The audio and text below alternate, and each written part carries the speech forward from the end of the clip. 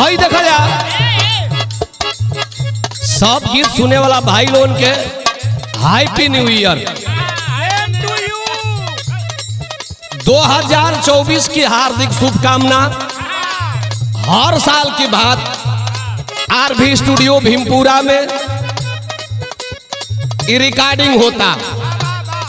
हमारे छोटे अनुज बब्बन यादव लाजवाब गीत गाए।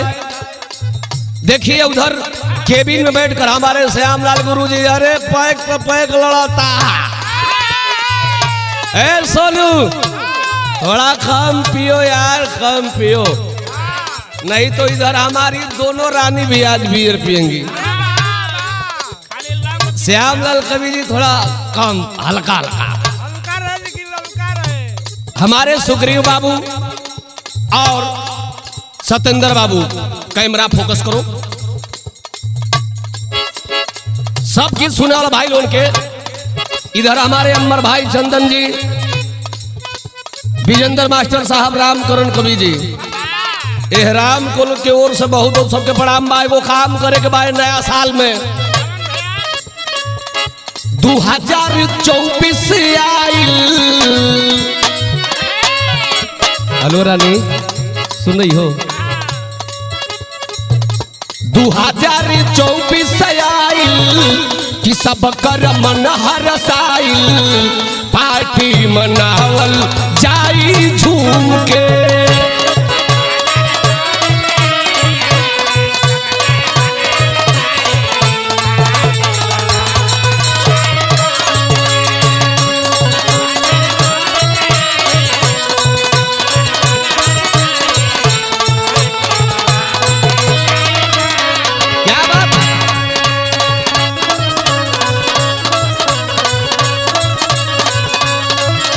क्या बात?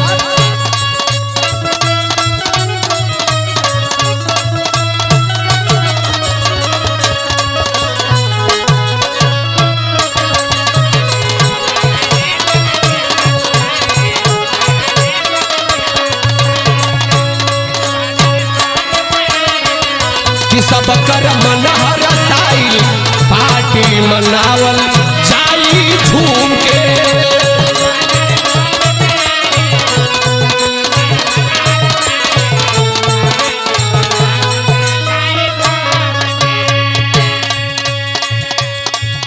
ये बताओ छोटकी रानी नहीं हवा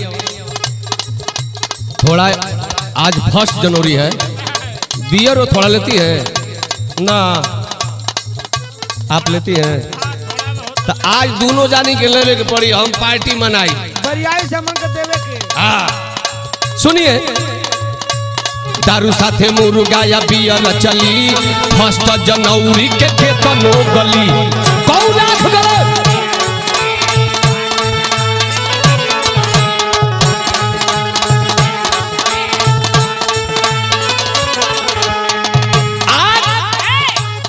स्टूडियो के लिए कितना टूटो राम के लिए तो लुटाने के लिए तैयार है। हाँ? अरे दारू साथे मुर्गा या बियर चली, 1 जनवरी के केतनो गली।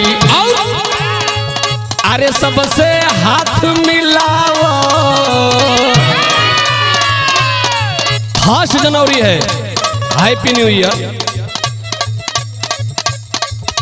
Happy new year. तो सबसे हाथ मिलाओ, प्रेमी के गरबा लगाओ, पार्टी मनावल जाई झूम के। प्रेमी के गरबा लगाओ, पार्टी मनावल जाई झूम के।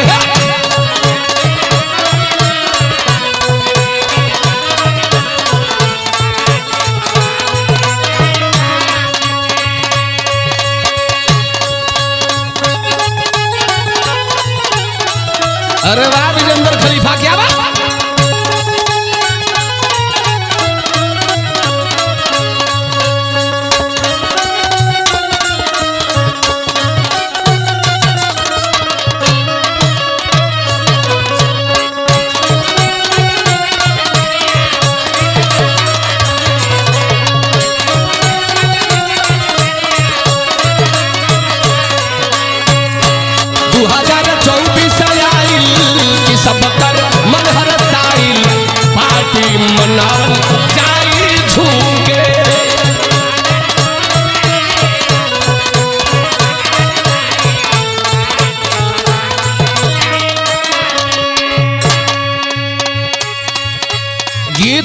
हमारी लाइन में जे भी हमारी गाना सुनता वीडियो देखता सब लोगन के सादर प्रणाम बा।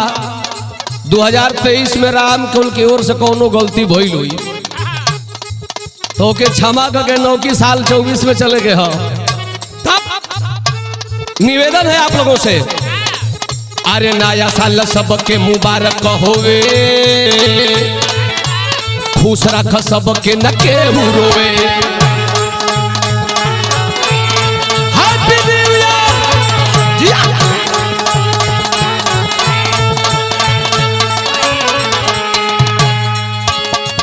अरे नया साल सबके मुबारक होवे, खुश रख सबके केहू ना रोवे। अरे ग्रीटिंग कार्ड भेजावो, हे लैला मजनू लो जेकर जेकर जहाँ जहाँ लवर है सब भेज दिया लो, नहीं तो यही में विवाद होला। अरे ग्रीटिंग कार्ड भेजाओ, कभी श्याम लाल के बुलाओ, राम केवल नची है कोई है चूम के। कभी श्याम लाल के बुलाओ, राम केवल नची है कोई है चूम के।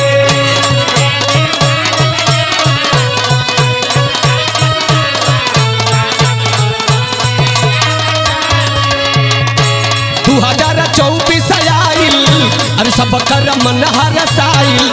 2024 आइल कि सब कर मन हरसाइल, पार्टी मनावल जाई झूम के।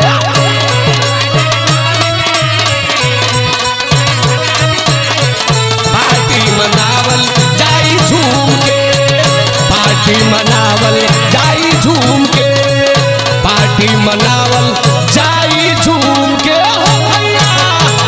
हैप्पी न्यू ईयर, नया साल मुबारक हो। बहुत बहुत धन्यवाद।